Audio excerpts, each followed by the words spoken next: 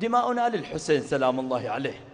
في غير يوم أخذوا أطنان الدماء ما عندنا مشكلة، لكن يوم العاشر دماءنا لمن تخضبت أرض كربلاء بدمائه لأجل إصلاحنا. تكلمنا في العام الماضي أن الحسين قال إنما خرجت لطلب الإصلاح في أمة جدي، معناته خروج الحسين لأجلكم ولأجلنا، عاشوراء لأجل إصلاحنا، لأجل صلاح ديننا ودنيانا، ودماء كربلاء وعطش الحسين لأجلنا.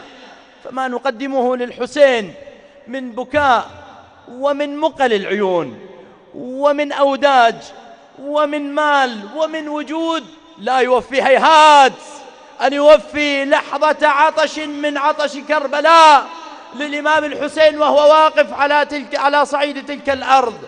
فنقول نحن مع هذا الموسم نعزي مولانا صاحب الزمان، أرواحنا لتراب مقدمه الفداء، وهو صاحب المصاب وهو المعزى في جده وأبيه وآبائه والحسين وكربلاء، وهو القائل لأبكين عليك بدل الدموع دما. هذا الإمام إمامك يبكي على جد الحسين بدل الدموع دما ليلا نهارا. ونحن على سيرة أئمتنا نعلن أننا على هدى الحسين وعلى مصاب الحسين باكون، وعليه نقرح جفوننا ونخرج أطفالنا. وهذا قليل، ننتظر اليوم المبارك الذي يظهر مولاي بسيف جده لينتقم ممن قتل الحسين، ونكون معه إلى أن يأتي ينصب تلك الراية المباركة على ضريح جده مكتوب عليها يا لثارات الحسين، ونحن معه سلام الله عليه، وتحت رايته إن شاء الله نجتمع ونقيم العزاء ونحيي المصاب والتفجع. فإلى ذلك اليوم حزننا أبدي ومصابنا مفتوح.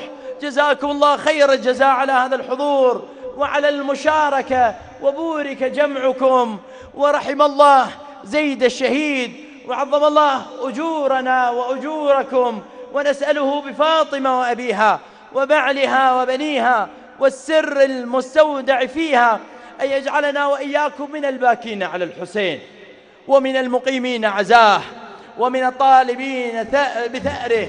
اللهم انصر جيشنا وحشدنا، اللهم انصر قواتنا المسلحة، اللهم ارحم شهداءنا، اللهم شافي جرحانا، اللهم سدد رمية أوليائك في صدور أعدائك، اللهم اخسأ أعدائك وأعداء أوليائك، اللهم اجعلنا من المنتصرين، اللهم اجعل الشبان الذين يقاتلون وهذا الجمع المبارك من جنود مولانا صاحب الزمان، أرواحنا لتراب مقدمه الفداء.